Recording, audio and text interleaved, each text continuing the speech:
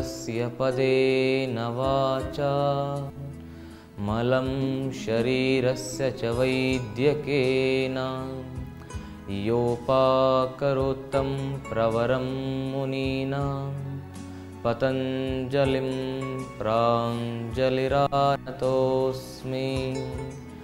ॐ श्री गुरुबसवलिंगाय नमः। ॐ श्री गुरुबसवलिंगाय नमः। ॐ श्री गुरुबसवलिंगाय नमः। ॐ शांति शांति शांति।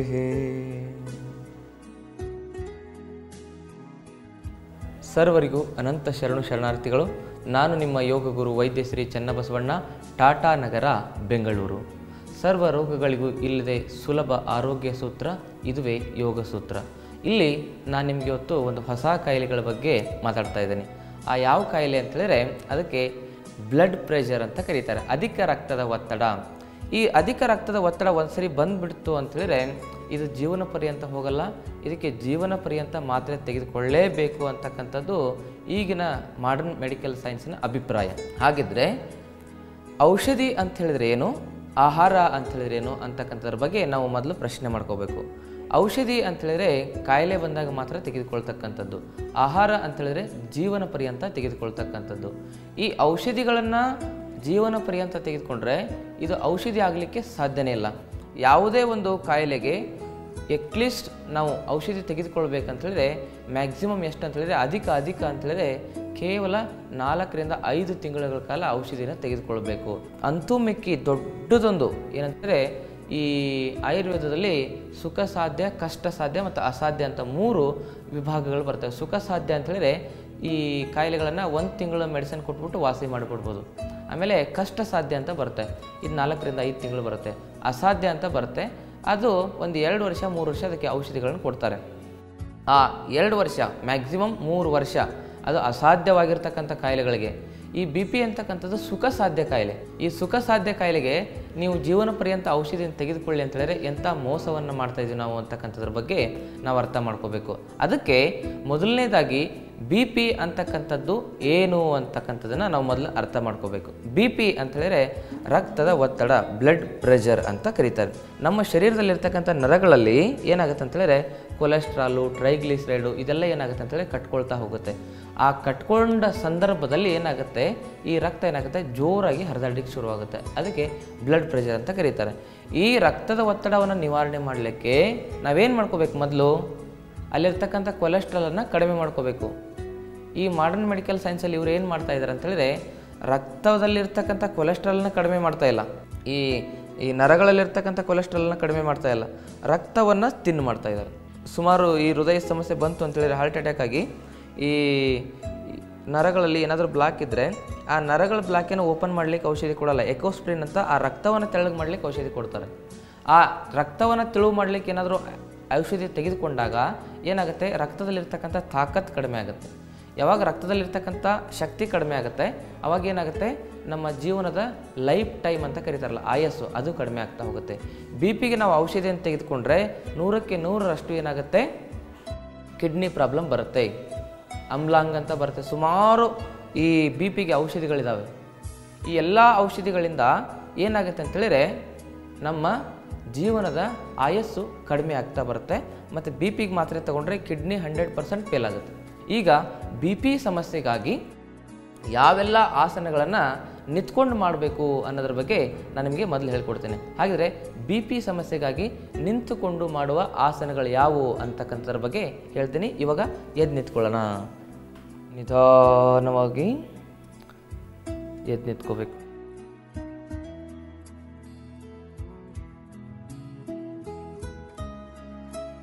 ರಿಲ್ಯಾಕ್ಸ್. ನಿಧಾನವಾಗಿ ಈಗ ನಿಂತ್ಕೊಂಡು ಏನು ಮಾಡಬೇಕು, ಸ್ವಲ್ಪ ತಾಡಾಸನದಲ್ಲಿ ನಿಮ್ಮ ಉಸಿರಾಟವನ್ನು ಗಮನಿಸಬೇಕು. ದೀರ್ಘ ಉಸಿರಾಡಬೇಕು. ಇದಾದ ಮೇಲೆ ಏನು ಮಾಡಬೇಕು, ನಿಮ್ಮ ಎರಡೂ ಕೈಗಳನ್ನು ಈ ರೀತಿ ಮೇಲೆ ತೆಗೆದುಕೊಂಡು ಹೋಗಿ ಸೇರಿಸ್ಕೋಬೇಕು. ಸೇರಿಸ್ಕೊಂಡ್ಮೇಲೆ ಈ ಎರಡು ಕೈಗಳನ್ನು ಈ ರೀತಿ ಲಾಕ್ ಮಾಡ್ಕೋಬೇಕು. ಇವುಗಳನ್ನು ಈ ರೀತಿ ತಿರುಗಿಸ್ಬೇಕು. ಹಿಂಗೆ ತಿರುಗಿಸ್ಕೊಂಡು ನಿಧಾನವಾಗಿ ಏನು ಮಾಡಬೇಕು, ಉಸಿರು ತೆಗೆದುಕೊಳ್ತಾ ನಿಮ್ಮ ದೇಹವನ್ನು ಮೇಲೆತ್ತಬೇಕು. ನಿಮ್ಮ ಹಿಮ್ಮಡಿ ಪೂರ್ತಿ ಮೇಲೆದ್ದಿರಬೇಕು. ವಾಪಸ್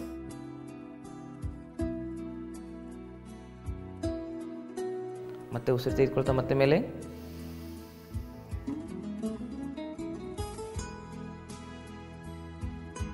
ಈಗ ನಿಧಾನವಾಗಿ ಕಟಿ ಚಕ್ರಾಸನ.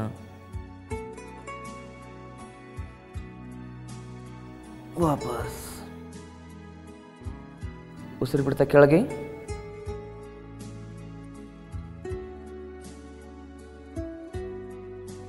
ವಾಪಸ್ ಉಸಿರು ಬಿಡ್ತಾ ಮತ್ತೆ ಕೆಳಗೆ.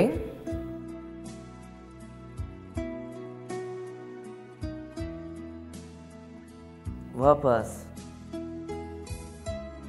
ಮತ್ತೆ ಡೌನ್.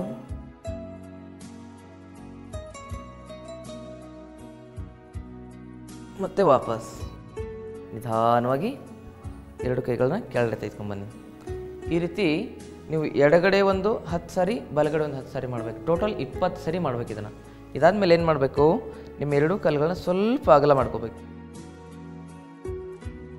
ಕಟಿ ಚಕ್ರಾಸನ ಸೆಕೆಂಡ್. 1 2 3 4 5 6 7 8 9 ಈ ರೀತಿ. ಕಟಿ ಚಕ್ರಾಸನದ 3ನೇ ವೇರಿಯೇಷನ್ ಮುಕ್ತ ಹಸ್ತ ಕಟಿ ಚಕ್ರಾಸನ. ನೇರ ನಿಂತ್ಕೋಬೇಕು. ಹೀಗೆ 1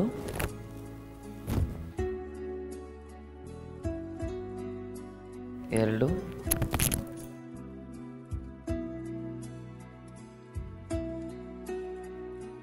3 ಉಸಿರು ಬಿಡಬೇಕು.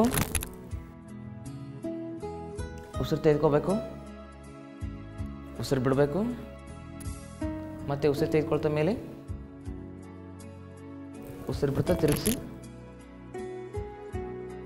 ಮತ್ತೆ ಉಸಿರು ತೆಗೆದುಕೊಳ್ತಾ ಸ್ಟ್ರೈಟು. ಉಸಿರು ಬಿಡ್ತಾ ಕೆಳಗೆ. ಉಸಿರು ತೆಗೆದುಕೊಳ್ತಾ ಮೇಲೆ ತಿರುಗಿಸಿ. ಉಸಿರು ಬಿಡ್ತಾ ಡೌನ್ ಮಾಡ್ಕೊಳ್ಳಿ. ಉಸಿರು ತೆಗೆದುಕೊಳ್ತಾ ಸ್ಟ್ರೈಟ್. ಎರಡು ಕೈ ಕೆಳಗೆ. ಇದನ್ನು ನೀವು ಅಭ್ಯಾಸ ಮಾಡಬೇಕು. ಇದು ಕಟಿ ಚಕ್ರಾಸನದ ವೇರಿಯೇಷನ್ಸ್ಗಳು.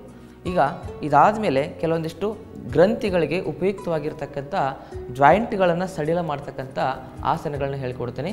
ಆ ಆಸನಗಳು, ಆ ಸೂಕ್ಷ್ಮ ವ್ಯಾಯಾಮಗಳು ಈ BP ಸಮಸ್ಯೆಗೆ ಅತಿ ಉಪಯುಕ್ತಕಾರಿಯಾಗಿ ಕೆಲಸ ಮಾಡ್ತವೆ. ಆದರೆ ಅದಕ್ಕಿಂತ ಮೊದಲು ಒಂದು ಚಿಕ್ಕ ವಿರಾಮವನ್ನು ತೆಗೆದುಕೊಂಡು ಬರೋಣ.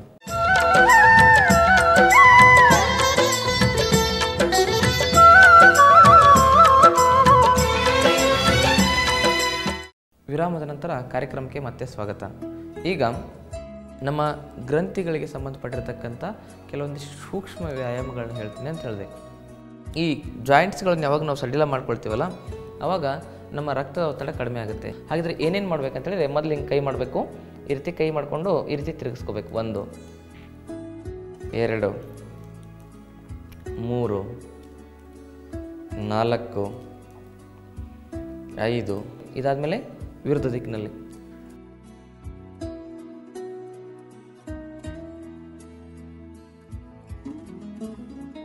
ಹೀಗೆ ತಿರುಗಿಸ್ತಾ ಇರಬೇಕು ಮಣಿಕಟ್ಟನ್ನು. ಇದಾದಮೇಲೆ ಏನು ಮಾಡಬೇಕು, ಎರಡು ಕೈಯನ್ನು ಈ ರೀತಿ ಭುಜದ ಮೇಲೆ ಇಟ್ಕೋಬೇಕು. ಉಸಿರು ತೆಗೆದುಕೊಳ್ತಾ ಮೇಲೆ, ಉಸಿರು ಬಿಡ್ತಾ ಕೆಳಗೆ. BP ಸಮಸ್ಯೆ ಇರ್ತಕ್ಕಂಥವ್ರಿಗೆ ಮುಖ್ಯವಾಗಿ ಉಸಿರು ತುಂಬ ಇಂಪಾರ್ಟೆಂಟು. ಎಲ್ಲರಿಗೂ ಇಂಪಾರ್ಟೆಂಟ್, BP ಸಮಸ್ಯೆ ಇರೋರಿಗೆ ಅಷ್ಟೇ ಅಲ್ಲ. ಉಸಿರು ತೆಗೆದುಕೊಳ್ತಾ ಮೇಲೆ, ಉಸಿರು ಬಿಡ್ತಾ ಕೆಳಗೆ. ಇದಾದಮೇಲೆ ಅಪೋಸಿಟ್. ಉಸಿರು ತೆಗೆದುಕೊಳ್ತಾ ಮೇಲೆ, ಉಸಿರು ಬಿಡ್ತಾ ಕೆಳಗೆ. ಉಸಿರು ತೆಗೆದುಕೊಳ್ತಾ ಮೇಲೆ, ಉಸಿರು ಬಿಡ್ತಾ ಕೆಳಗೆ. ಉಸಿರು ತೆಗೆದುಕೊಳ್ತಾ ಮೇಲೆ, ಉಸಿರು ಬಿಡ್ತಾ ಕೆಳಗೆ.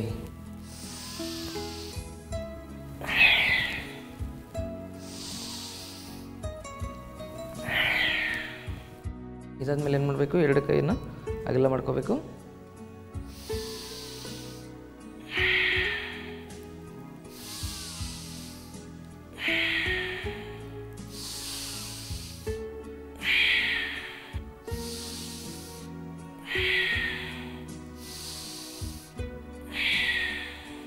ಇದಾದಮೇಲೆ ನಿಮ್ಮ ಎರಡು ಕಾಲುಗಳನ್ನ ಸ್ವಲ್ಪ ಅಗಲ ಮಾಡ್ಕೋಬೇಕು.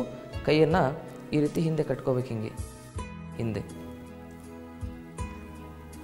ಹೀಗೆ ಕಟ್ಕೊಂಡ್ಮೇಲೆ ಏನು ಮಾಡಬೇಕು, ನಿಧಾನವಾಗಿ ಕತ್ತನ್ನು ಈ ರೀತಿ ತಿರುಗಿಸ್ಬೇಕು. ಉಸಿರು ಬಿಡ್ತಾ ಮುಂದೆ, ಉಸಿರು ತೆಗೆದುಕೊಳ್ತಾ ಮೇಲೆ, ಉಸಿರು ಬಿಡ್ತಾ ಮುಂದೆ, ಉಸಿರು ತೆಗೆದುಕೊಳ್ತಾ ಮೇಲೆ, ಉಸಿರು ಬಿಡ್ತಾ ಮುಂದೆ, ಉಸಿರು ತೆಗೆದುಕೊಳ್ತಾ ಮೇಲೆ, ಉಸಿರು ಬಿಡ್ತಾ ಕೆಳಗೆ, ಉಸಿರು ತೆಗೆದುಕೊಳ್ತಾ ಮೇಲೆ. ಹೀಗೆ ಒಂದು 25 ಬಾರಿ ಮಾಡಬೇಕು.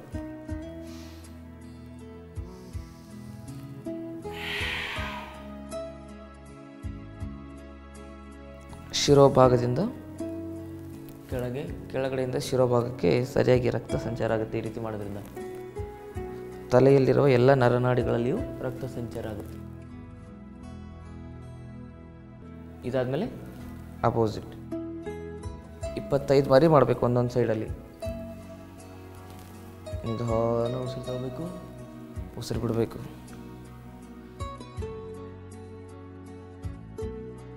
ಕಣ್ಣು ಮುಚ್ಕೊಂಡು ಗಮನಿಸ್ತಾ ಮಾಡಬೇಕು.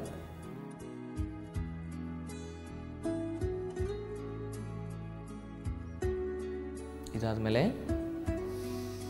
ಉಸಿರು ತೆಗೆದುಕೊಳ್ತಾ ಮೇಲೆ, ಉಸಿರು ಬಿಡ್ತಾ ಮುಂದೆ, ಉಸಿರು ತೆಗೆದುಕೊಳ್ತಾ ಮೇಲೆ, ಉಸಿರು ಬಿಡ್ತಾ ಮುಂದೆ, ಉಸಿರು ತೆಗೆದುಕೊಳ್ತಾ ಮೇಲೆ, ಉಸಿರು ಬಿಡ್ತಾ ಮುಂದೆ. ಮುಂದೆ ಬೆಂಡಾದಾಗ ಕತ್ತಿನ ಈ ಭಾಗವನ್ನು ಗಮನಿಸಬೇಕು, ಹಿಂದೆ ಬೆಂಡಾದಾಗ ಈ ಭಾಗವನ್ನು ಗಮನಿಸಬೇಕು, ಈ ಭಾಗವನ್ನು ಗಮನಿಸಬೇಕು. ಕತ್ತು ತಿರುಗಿಸುವಾಗ ಸುತ್ತಲಿನ ಭಾಗವನ್ನು ಗಮನಿಸಬೇಕು.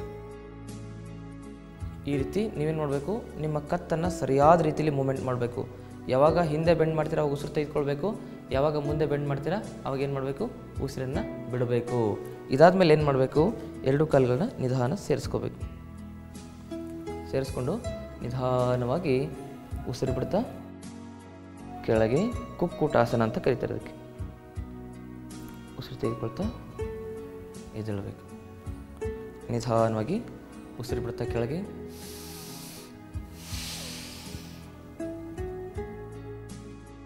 ದೀರ್ಘವಾಗಿ ಉಸಿರಾಡಬೇಕು, ನಿಧಾನ ಉಸಿರಾಡಬೇಕು. ಉಸಿರು ಬಿಡ್ತಾ ಡೌನ್, ಎಕ್ಸೇಲ್, ಉಸಿರು ಬಿಡಬೇಕು. ಕೈ ನೇರವಾಗಿರಬೇಕು. ಇನ್ಹೇಲ್, ಉಸಿರು ತಗೋಬೇಕು, ಉಸಿರು ಬಿಡಬೇಕು, ಉಸಿರು ತೆಗೆದುಕೋಬೇಕು. ಇದಾದಮೇಲೆ ಉಸಿರು ತೆಗೆದುಕೋಬೇಕು, ಉಸಿರು ಬಿಡಬೇಕು,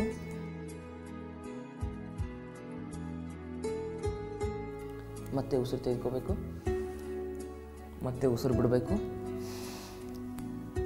ನಿಮ್ಗೆ ಈ ರೀತಿ ಟಚ್ ಆಗಲಿಲ್ಲ ಅಂತೇಳಿದರೆ ನಿಮ್ಗೆ ಎಷ್ಟು ಸಾಧ್ಯ ಹೋಗುತ್ತೋ ಅಷ್ಟೇ ಹೀಗೆ ಇಟ್ಕೊಂಡಿದ್ರೂ ಪರವಾಗಿಲ್ಲ. ಆದರೆ ಯಾವುದರಲ್ಲೂ ಕೂಡ ಒತ್ತಡವನ್ನು ಹಾಕಬಾರ್ದು, ನೀವು ಪ್ರೆಷರ್ ಹಾಕಬಾರ್ದು. ಬ್ಲಡ್ ಪ್ರೆಷರ್ ಬಂದಿದೆ ಅಂತ ಹೇಳಿದರೆ ಯಾವುದೋ ಆಸನದಲ್ಲಿ ಒತ್ತಡ ಹಾಕಬಾರ್ದು. ನಾನು ಮಾಡಿದಷ್ಟೇ ಮಾಡಬೇಕಂತೇನಿಲ್ಲ, ನಿಮ್ಗೆ ಎಷ್ಟಾಗತ್ತೋ ಅಷ್ಟು. ಮತ್ತು ಉಸಿರು ತೆಗೆದುಕೊಳ್ತಾ ಆಮೇಲೆ ಉಸಿರು ಬಿಡ್ತಾ ಈ ರೀತಿ ಪಾರ್ಶ್ವ ಕುಕ್ಕುಟಾಸನ ಅಂತ ಕರೀತಾರೆ. ಇದನ್ನು ನೀವು ಹೆಚ್ಚು ಮಾಡಬೇಕು ನೋಡಿ. ಇದನ್ನು ಹೀಗೆ ಮೂಮೆಂಟ್ ಮಾಡಬೇಕು. ಪಾರ್ಶ್ವ ಕುಕ್ಕುಟಾಸನ, ಕೈ ಮುಂದೆ ತರಬೇಕು, ಮತ್ತು ಹೀಗೆ ಕೈ ಮುಂದೆ, ಹೀಗೆ ಕೈ ಮುಂದೆ ತಂದಾಗ ಉಸಿರು ತೆಗಿಬೇಕು. ಕೈ ಈ ರೀತಿ ಮೇಲೆತ್ತಿದಾಗ ಉಸಿರು ಬಿಡಬೇಕು. ಹೀಗೆ ಉಸಿರು ತೆಗೆದುಕೋಬೇಕು, ಉಸಿರು ಬಿಡಬೇಕು. ಈ ರೀತಿ ನೀವೇನು ಮಾಡಬೇಕು, ಕುಕ್ಕುಟಾಸನವನ್ನು 20 ಬಾರಿ ಮಾಡಬೇಕು. ಪಾರ್ಶ್ವ ಕುಕ್ಕುಟಾಸನವನ್ನು 40 ಬಾರಿ ಮಾಡಬೇಕಂತ ಹೇಳಿದ್ರೆ ಈ ಕಡೆ 20 ಬಾರಿ, ಈ ಕಡೆ 20 ಬಾರಿ. ಏನೇ ಆಸನ ಮಾಡೋ ಸಂದರ್ಭದಲ್ಲಿ ಉಸಿರಾಟದ ಕಡೆಗೆ ಹೆಚ್ಚು ಗಮನವನ್ನು ಕೊಡಬೇಕು. ನಾನು ಹೇಳಿದಂಗೆ ಉಸಿರಾಡಬೇಕು ಅಂತಕ್ಕಂಥ ಮಾತನ್ನು ಹೇಳ್ತಾ, ಈ BP ಸಮಸ್ಯೆಗೋಸ್ಕರ ಇನ್ನಷ್ಟು ಆಸನಗಳಿದ್ದಾವೆ. ಅದರ ಬಗ್ಗೆ ಸಂಪೂರ್ಣವಾಗಿರ್ತಕ್ಕಂಥ ಮಾಹಿತಿಯನ್ನು ಕೊಡ್ತೀನಿ. ಒಂದು ಚಿಕ್ಕ ವಿರಾಮವನ್ನು ತೆಗೆದುಕೊಂಡು ಬರೋಣ.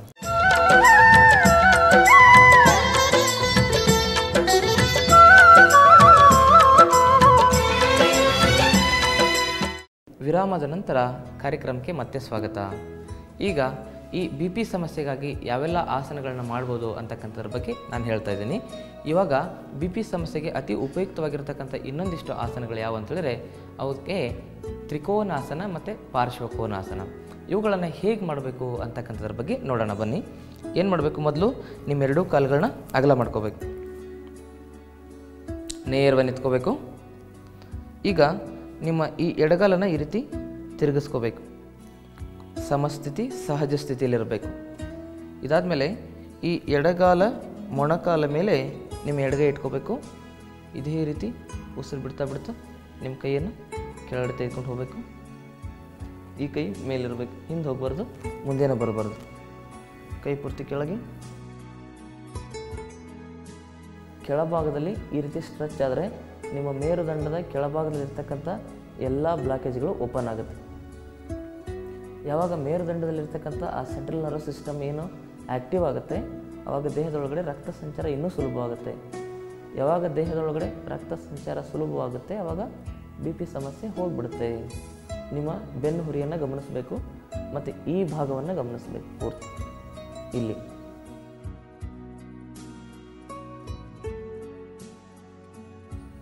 ನಿಮ್ಮ ಬೆಟ್ಟನ್ನು ನೋಡ್ತಾ ಹೋಗ್ಬೇಕು. ಬೆಟ್ಟು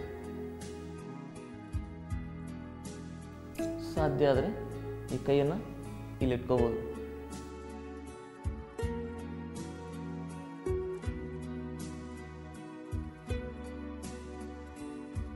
ನಿಧಾನವಾಗಿ ವಾಪಸ್ ಬನ್ನಿ. ಇದನ್ನು ಲೆಫ್ಟಲ್ಲಿ ಎಷ್ಟು ಸರಿ ಮಾಡಬೇಕು, ಒಂದು 5ರಿಂದ 10 ಸರಿ ಮಾಡಬೇಕು. ರೈಟಲ್ಲಿ 10 ಸರಿ ಮಾಡಬೇಕು. ಒಂದು ಸರಿ ಬೆಂಡ್ ಆದಾಗ ಮಿನಿಮಮ್ 20 ಸೆಕೆಂಡ್ ಹೋಲ್ಡ್ ಮಾಡಬೇಕು. 10ರಿಂದ 20 ಸೆಕೆಂಡ್, 10 ಸೆಕೆಂಡ್ ಅಂತೂ ಹೋಲ್ಡ್ ಮಾಡಲೇಬೇಕು. ಇದಾದಮೇಲೆ ಈ ಕಡೆ ತಿರುಗಿಸ್ಬೇಕು. ಈ ಕಾಲನ್ನು ಈ ಕಡೆ ತಿರುಗಿಸ್ಕೋಬೇಕು. ಈ ಕಡೆ ಎಷ್ಟು ಸಾರಿ ಮಾಡಿರ್ತೀರಲ್ಲ, ಈ ಕಡೆ ಎಷ್ಟು ಟೈಮನ್ನು ಸ್ಪೆಂಡ್ ಮಾಡಿರ್ತೀರಲ್ಲ, ಈ ಕಡೆಗೂ ಅಷ್ಟೇ ಟೈಮನ್ನು ಸ್ಪೆಂಡ್ ಮಾಡಬೇಕು. ಈ ಕಡೆ ಅಷ್ಟೇ ಸಮಯವನ್ನು ಉಪಯೋಗಿಸ್ಕೊಂಡು ಮಾಡಬೇಕು. ಒಂದು ಕಡೆ ಜಾಸ್ತಿ ಒಂದು ಕಡೆ ಕಡಿಮೆ ಮಾಡೋದ್ರಿಂದ ಏನಾಗುತ್ತೆ, ಸಮಸ್ಯೆ ಆಗುತ್ತೆ. ನೀವೇನು ಮಾಡಬೇಕು, ಪ್ಯಾರಲಲ್ ಆಗಿ ಮಾಡಿಬಿಡಿ. ಈ ಕಡೆಗೆ ಒಂದು ಸಲ ಮಾಡಿದ್ಮೇಲೆ ಈ ಕಡೆಗೆ ಒಂದು ಸಲ ಮಾಡಬೇಕು, ಈ ಕಡೆಗೆ ಒಂದು ಸರಿ ಮಾಡಿ ಈ ಕಡೆಗೆ ಒಂದು ಸರಿ ಅಂತೇಳಿದ್ರೆ ಈ ಕಡೆ ಒಂದೊಂದು ಸರಿ ಮಾಡ್ತಾ ಹೋಗಬೇಕು. ಮಿನಿಮಮ್ ಈ ಕಡೆಗೆ 5 ಸರಿ, ಈ ಕಡೆಗೆ 5 ಸರಿ ಮಾಡಬೇಕು.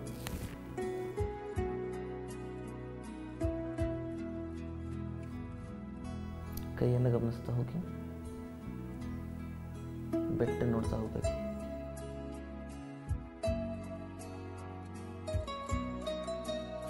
ಈ ಕೈ ಪಾದದ ಮೇಲೆ ಇರ್ಬೇಕು, ಇಲ್ಲಿ ದೇಹ ಸ್ಟ್ರೈಟ್ ಆಗಿರ್ಬೇಕು. ಇದು ನೋಡಿ, ಫುಲ್ ಫ್ಲ್ಯಾಟ್ ಆಗಿರ್ಬೇಕು ಇದು ಈ ಬಾಡಿ. ನಿಮ್ಗೇನಾದರೂ ಸ್ಟ್ರೈಟಾಗಿ ಮಾಡ್ಲಿಕ್ಕಾಗಿಲ್ಲ ಅಂತೇಳಿದ್ರೆ ಏನು ಮಾಡ್ಬೇಕಂತೇಳಿದ್ರೆ ಗೋಡೆ ಮುಖಾಂತರ ಮಾಡಬೇಕು. ಗೋಡೆ ಇರ್ತದಲ್ವಾ, ಗೋಡೆಗೆ ಹಚ್ಕೊಂಡು ನೀವು ಮಾಡಬೇಕು. ನಿಧಾನವಾಗಿ ಕೈಯನ್ನು ಸಾಧ್ಯ ಆದರೆ ಇಲ್ಲಿ ತೆಗೆದುಕೊಂಡ್ಬರ್ಬೇಕು. ಸ್ಲೋಲಿ ವಾಪಸ್ ಕಾಲನ್ನು ಮತ್ತೆ ಹಿಂಗೆ ತಿರುಗಿಸ್ಬೇಕು. ಮತ್ತು ಈ ಕಡೆಗೆ ನಾನು ಹೇಳಿದ್ನಲ್ವ, ಈ ಕಡೆಗೆ ಒಂದು ಸರಿ, ಈ ಕಡೆಗೆ ಒಂದು ಸರಿ ಅಂತ.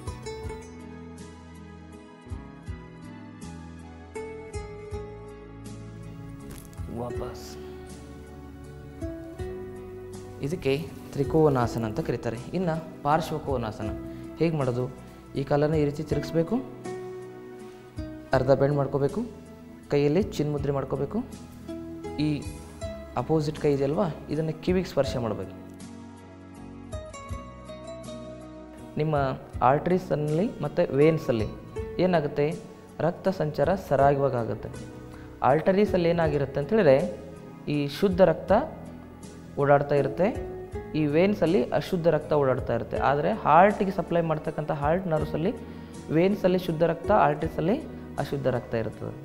ಮಿಕ್ಕಿದ್ರಲ್ಲೆಲ್ಲದರಲ್ಲೂ ಏನಿರ್ತದೆ, ವೇನ್ಸಲ್ಲಿ ಶುದ್ಧ ರಕ್ತ ಹರಿದಾಡ್ತಾ ಇರ್ತದೆ, ಅಶುದ್ಧ ರಕ್ತ ಹರಿದಾಡ್ತಾ ಇರ್ತದೆ, ಆರ್ಟ್ರೀಸಲ್ಲಿ ಶುದ್ಧ ರಕ್ತ ಹರಿದಾಡ್ತಾ ಇರ್ತದೆ. ಅದೆರಡು ಕರೆಕ್ಟಾಗಿ ಟ್ರಾನ್ಸ್ಫರ್ ಆಗಿಬಿಡ್ತದೆ. ಇಲ್ಲಾಂದರೆ ಶುದ್ಧ ಅಶುದ್ಧ ಟ್ರಾನ್ಸ್ಫರ್ ಆಗೋಲ್ಲ. ಈ ಥರ ಮಾಡಿದ್ರೆ ಶುದ್ಧ ರಕ್ತ ಬೇರೆ ಆಗುತ್ತೆ, ಅಶುದ್ಧ ರಕ್ತ ಬೇರೆ ಆಗುತ್ತೆ. ಯಾಕಂತೇಳಿ ಉಸಿರಾಟದ ಮೇಲೆ ಗಮನ ಕೊಟ್ಟಿರ್ತೇವೆ ನಾವು. ವಾಪಸ್ ಇದನ್ನು ಕೂಡ ಈ ಕಡೆಗೆ 5 ಸರಿ, ಈ ಕಡೆಗೆ 5 ಸರಿ ಮಾಡ್ಕೋಬೇಕು ನೀವು.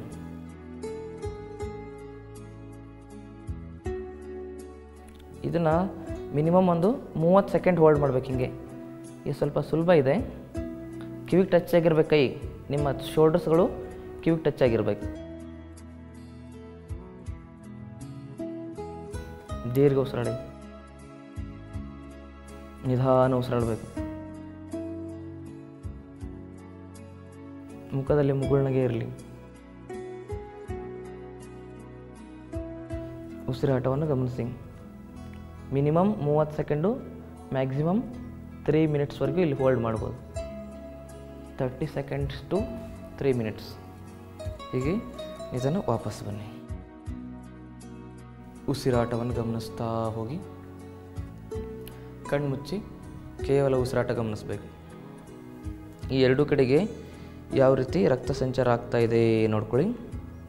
ನಿಮ್ಮ ಕೈಗಳಲ್ಲಿ ಯಾವ ರೀತಿ ರಕ್ತ ಸಂಚಾರ ಆಗ್ತಾ ಇದೆ, ನಿಮ್ಮ ತಲೆಯಲ್ಲಿ, ನಿಮ್ಮ ಕಾಲಲ್ಲಿ, ಅದನ್ನು ಗಮನಿಸ್ತಾ ಹೋಗಬೇಕು. ಯಾವಾಗ ರಕ್ತ ಸಂಚಾರವನ್ನು ಗಮನಿಸ್ತೇವೆ ಆವಾಗ ರಕ್ತ ಸಂಚಾರ ಸರಿಯಾಗುತ್ತೆ. ರಕ್ತ ಸಂಚಾರ ಸರಿಯಾದರೆ BP ನಾರ್ಮಲ್ ಅಂತ ಅರ್ಥ ಆಯ್ತಲ್ವಾ? ಇದನ್ನು ನಾವೇನು ಮಾಡಬೇಕು, ಪ್ರತಿದಿನ ಅಭ್ಯಾಸ ಮಾಡ್ತಾ ಹೋಗಬೇಕು. ಹಾಗಾಗಿ ಇನ್ನೂ ಕೆಲವೊಂದಿಷ್ಟು ಆಸನಗಳು ಇದ್ದಾವೆ. ಯಾವುದಕ್ಕೆ? ಈ BP ಸಮಸ್ಯೆಗೋಸ್ಕರ. ಆ ಆಸನಗಳ ಬಗ್ಗೆ ಸಂಪೂರ್ಣವಾಗಿರತಕ್ಕಂಥ ಮಾಹಿತಿಯನ್ನು ನಾನು ನಿಮಗೆ ನಾಳಿನ ಸಂಚಿಕೆಯಲ್ಲಿ ಕೊಡ್ತೀನಿ ಅಂತಕ್ಕಂಥ ಮಾತನ್ನು ಹೇಳ್ತಾ ಸರ್ವರಿಗೂ ಅನಂತ ಶರಣಾರ್ಥಿಗಳು. BP ಸಮಸ್ಯೆ ಇರತಕ್ಕಂಥವ್ರು ಬಿಸಿನೀರಿನ ಸ್ನಾನವನ್ನು ನಿಲ್ಲಿಸಬೇಕು. ನಿಮ್ಮ ಎರಡೂ ಕೈಗಳನ್ನ ಮುಷ್ಟಿ ಮಾಡಬೇಕು. ಕೈಗಳಿಂದ ನಿಮ್ಮ ಪಾದವನ್ನು ಹಿಡ್ಕೋಬೇಕು. ಉಸಿರು ಬಿಡ್ತಾ ಕೆಳಗೆ ನಿಧಾನವಾಗಿರ್ತಕ್ಕಂಥ ಚಲನೆಯನ್ನು ಮಾಡಬೇಕು. ಈ ಟೀ ಕಾಫಿ ಕುಡಿದ್ರೆ ನಿಮ್ಮ ಜೀವನದಲ್ಲಿ ನಿಮಗೆ ರಕ್ತದ ಒತ್ತಡ ಸರಿಯಾಗ್ಲಿಕ್ಕೆ ಸಾಧ್ಯನೇ ಇಲ್ಲ.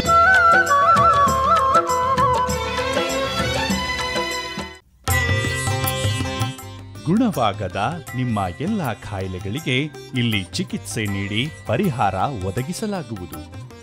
ಯೋಗ ನಿಸರ್ಗ ಚಿಕಿತ್ಸೆ ಹಾಗೂ ಆಯುರ್ವೇದ ಚಿಕಿತ್ಸಾ ತರಬೇತಿಗಾಗಿ ಸಂಪರ್ಕಿಸಿ ವೈದ್ಯ ಶ್ರೀ ಚನ್ನಬಸವಣ್ಣ, ಶ್ರೀ ಗಂಗಾ ಯೋಗ ನಿಸರ್ಗ ಚಿಕಿತ್ಸಾ ಹಾಗೂ ಆಯುರ್ವೇದ ಸಂಶೋಧನಾ ಕೇಂದ್ರ, ನಂಬರ್ 13, 6ನೇ ಮುಖ್ಯ ರಸ್ತೆ, ಟಾಟಾ ನಗರ ವೃತ್ತ, ಬಾಲಾಜಿ ಲೇಔಟ್, ಸಹಕಾರ ನಗರದ ಹತ್ತಿರ, ಕೊಡುಗೆಹಳ್ಳಿ ಮುಖ್ಯ ರಸ್ತೆ, ಬೆಂಗಳೂರು 560094.